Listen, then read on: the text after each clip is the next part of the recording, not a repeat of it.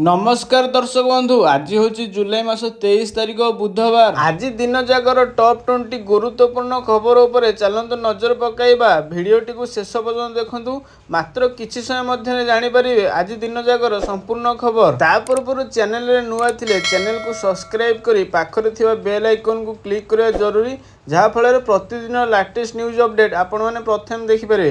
तो चलतु आज संपूर्ण खबर उपरे नजर पकाइबा। तो आज प्रथम खबर, आज सुभद्रा समीक्षा आरंभ। बड़ खबर, 9 तारिख में मिल सुभद्रा तृतीय किस्ती। हिताधिकारी केमिति टंकार विनियोग कले सरकार करिवे अनुध्यान। आज राज्य में आरंभ होला सुभद्रा समीक्षा कार्यक्रम। राज्य में सुभद्रा योजनार समीक्षा करेंगे अंगनवाड़ी दीदी, एचएसजी महिला और उच्च शिक्षा विभाग छात्र छात्री। आईआईएम संबलपुर मेडल सह उच्च शिक्षा विभाग छात्र छात्री सहयोग में महिला शिशु विकास मिलित उद्यम राज्यव्यापी यही सुभद्रा समीक्षा करा जिवो। राज्य में 200 अधिक अंगनवाड़ी केन्द्र मध्य यही कार्यक्रम जरिया समीक्षा करा जिवो। एक स्वतंत्र आप माध्यम यही सब समीक्षा हेबो। सुभद्रा योजना 2 थर पाइबा परे ताहाको अनुध्यान करा जिवो बोली कहिसेंती उपमुख्यमंत्री तथा महिला और शिशु विकास मंत्री प्रभाती परिड़ा। हिताधिकारी किपरि 2टी किस्ती को खर्च करिसेंती ताहाको अनुध्यान करा जिवो।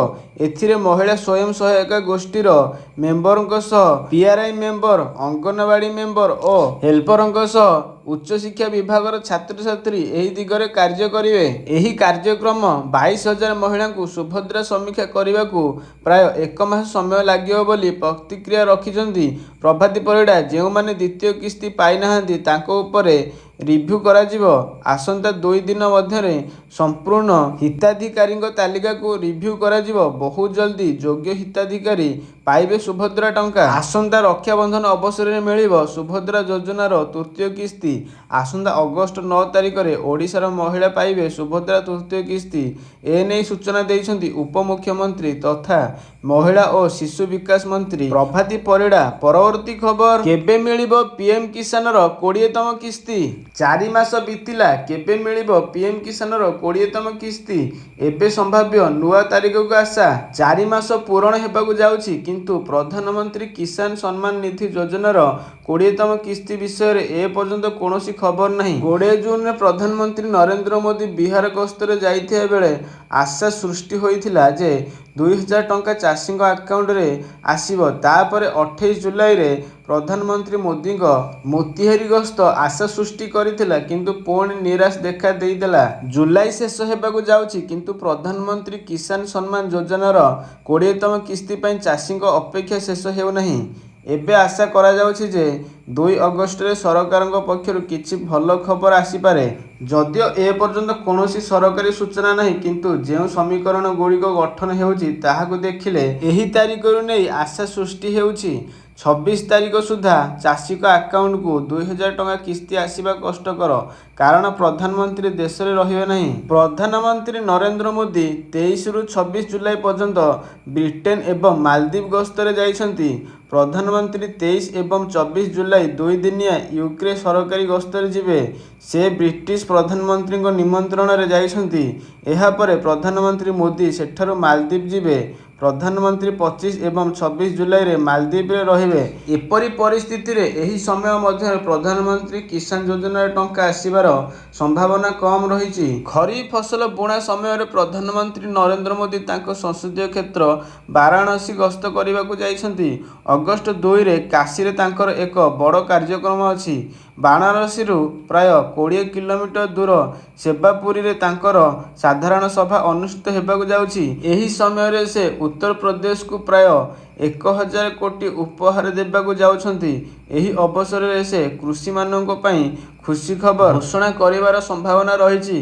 एहा मध्य विश्वास करा जाउछि, कारण प्रधानमंत्री किसान सम्मान निधि योजनार 17तम किस्ती मध्य काशीरू चाषी अकाउंट को स्थानांतरित होइथिला। प्रधानमंत्री किसान सम्मान निधि योजनार सर्वाधिक लाभ यूपी रो चाषी माने पाउछंती। उत्तर प्रदेश 2.44 कोटी चाषी प्रधानमंत्री किसान योजना सहित जड़ित। यह सर्वाधिक। महाराष्ट्र द्वितीय स्थान रे अछि, जेउठारे 93 लाख अधिक चाषी एही योजनार लाभ पाउछंती। ଅଗଷ୍ଟ 2 ତାରିଖରେ ଟଙ୍କା ଆସିବାର ସମ୍ଭାବନା ମଧ୍ୟ ଅଧିକ, କାରଣ 4 ମାସ ବିତି ସାରିଛି ଏବଂ ସରକାର ଏହାକୁ ଆଉ ବିଳମ୍ବ କରିବାକୁ ଚାହିଁଲେ ନାହିଁ ବୋଲି ମଧ୍ୟ ଚର୍ଚ୍ଚା ହେଉଛି। ପରବର୍ତ୍ତୀ ଖବର, ପଞ୍ଜୀକରଣ ପାଇଁ ପଟ୍ଟା ସମସ୍ୟା। ଚାଷୀଙ୍କ ପାଇଁ ଅଡୁଆ ପଞ୍ଜୀକରଣ।